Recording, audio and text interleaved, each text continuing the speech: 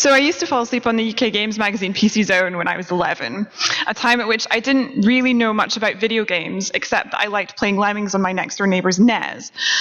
So I loved reading that magazine. I just liked the stories, the jokes, the worlds it described. I liked the writing. It was sarcastic and loving, and I didn't know I would end up writing about video games for a living when I tried Charlie Brooker's prose for turns of phrase. But because of that magazine, I started to think games were fascinating. I started to boot up PCs and install the games that the voices of PC Zone evangelized and made fun of. Everything in PC Zone read like the writers were having a passionate love affair with a medium that they also thought was ridiculous, bourgeois, and funny. They made them sound exciting. They were angry young men who wanted everything to be better and were entertaining, even muscle-achingly funny, about resenting the profundity of feeling they felt over these video games. Some of this attitude bled into sites like Old Man Murray, leaked into Insert Credit. Perhaps it's also somewhat preserved in Rock, Paper, Shotgun. And yet, PC Zone died in 2010, leaving the knob jokes to Old Man Murray and a lot of games journalists unemployed. But something else is being born, and it needs an audience to survive. Currently, there are three main ways that I see personally, from my experience, for individual games journalists to become visible and attain an audience. Now, this is my own personal experience. I understand that this might not be everyone's. The first is being employed by large-scale specialist games press. So this includes print magazines like PC Gamer and Edge that are expensive to produce, and so will probably slowly migrate into being online properties. Game Developer Magazine recently ended its run, though Gamma Sutra still performs a similar online function. There's Kotaku and Polygon and Joystick and GameSpot and GamesRadar and all sorts of other sites that begin with game.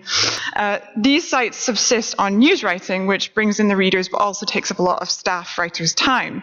So newness is how they survive. The quick turnover of games information is necessary, but often doesn't reflect the pace at which people actually consume games, which is a slower, more contemplative one than is reflected in the huge volume of output. So I guess this is something that Kieran Gillen brought up when he wrote his infamous sort of new games journalism thing there. Which actually, incidentally, it's the 10th anniversary of this new games journalism manifesto type thing. And I tried to get him to do a talk here, but he wouldn't because he was writing about imaginary superheroes. So anyway, so then there's the smaller games blogs, sites that produce usually only quality in-depth articles, but are much less likely to turn a profit because of their subsistence on those long-form essays. Sites like Unwinnable, Medium Difficulty, Insert Credit, Border House, Hit Self-Destruct, Midnight Resistance, which I am now wearing the t-shirt. It's fetching.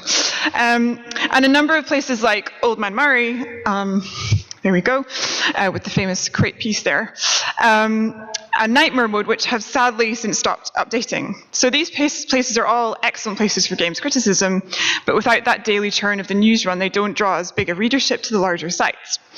However, some of the best game criticism over the years has come from them, and if you write there for long enough, you can become a cult writer in your own right. And the third way, I like to call it the Bogost Parkin Continuum. I made this specially. They love each other, look. They're looking into each other's eyes. I actually put Parkin in this especially because he said he was looking forward to my talk when I hadn't written it yet, so that's for you, Parko. I refuse to look up the word continuum, so I'm just going to pretend that makes sense. This is when critics have a sensibility in their criticism that translates very well to the mainstream press. So writing about games in the mainstream press becomes possible for those writers. The biggest problem for me was that most of the writing that reflects the way I feel about games exists in the smaller games blogs like Unwinnable. Because they will take a risk on publishing unusual or personal content. So a year and a half ago, though I was broke and I was temping for money, what I ended up doing was to do a lot of work for free just to get an audience who knew about my work and wanted to reflect on it and discuss it with me. So I continually wrote things I felt like I was gouging out of my soul because I wasn't seeing the kind of honesty I wanted about games or the conversations with developers that I wanted to read. So I worked my ass off for it, and it worked. People wanted to read what I wrote, and I'm proud of the work I did at Unwinnable. In fact, it gave me enough confidence that I eventually pitched my weird stuff to Rock, Paper, Shotgun, and hey, they didn't hate it. And it kickstarted my career in the regular games press. So I maintain a weird column about sex and relationship games at Rock, Paper, Shotgun right now.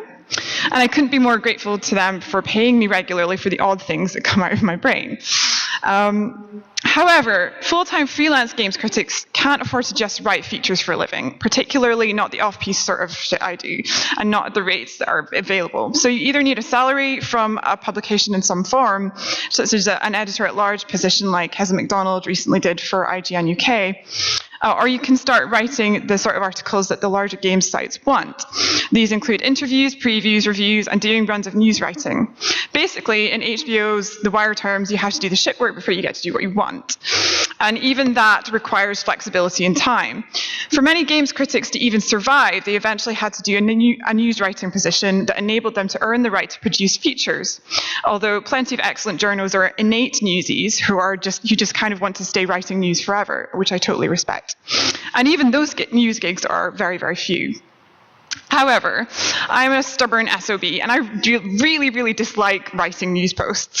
So I haven't yet psyched myself up to pitch sort of quite big mainstream press to do higher paying features.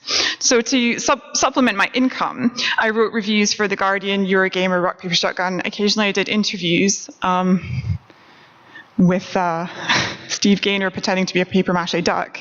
How much time left? 3 minutes.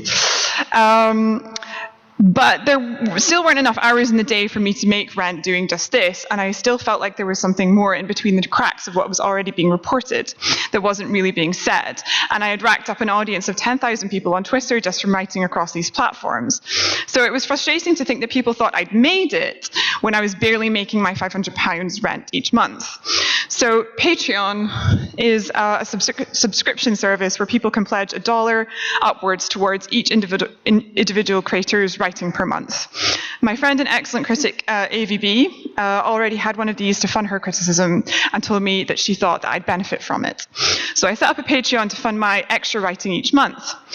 I was also somewhat tipsy when this went up, which explains my stretch goal that if I got to over $1,000, I'd visit games developers and write about them. I wanted to fund the kind of criticism that was slipping through the cracks, the kind of stuff that I wanted to write, and the kind of stuff that people wanted to read. I knew that they wanted to read the unusual stuff because I'd already done it on my own time, and it sort of looked like this. I wanted to treat games developers like they are creators and not machines for content. I wanted to treat the people who make the stuff we love with respect. I wanted to ask them about their lifestyles and cultural backgrounds and their problems and their politics. I wanted to have conversations with them that weren't just the pragmatic interviews I was usually forced to do that lasted a 30-minute slot and felt like pulling teeth or like press junket ravens picking at a body. I wanted to have games developers become human beings that the internet couldn't possibly hold at arm's length anymore. In order to actually be able to afford to spend that time and travel, I needed some sort of funding. And it turned out the internet wanted that writing to the tune of about $2,000 a month. So I guess here I am in San Francisco starting that project. The amount of money is something that I'm still baffled about and very grateful for, but it's for something that I know that I like doing. It's something that I'm passionate about. And all the traditional forms of games media can't afford to pay me to do this. Even the days of embedded rock journalism are largely over. I don't expect that Patreon will become the best mode of funding for authors. It might be, it might not. It's not a fix for the structures that are already in place. But what it does do is allow for new writing to appear, be sustainable to a point, and that will serve as inspiration for other pieces of writing about games that are new and interesting. Perhaps it will even serve as evidence that there's a readership that the traditional models are not serving, and that will eventually change to accommodate. Hopefully in years, when I'm no longer relevant, some kid will say that they fell asleep on a keyboard reading about my stupid adventures and become interested in games and will start to write something not quite the same as before. And I think that's a good enough offering to the old gods as far as I'm concerned. Thank you.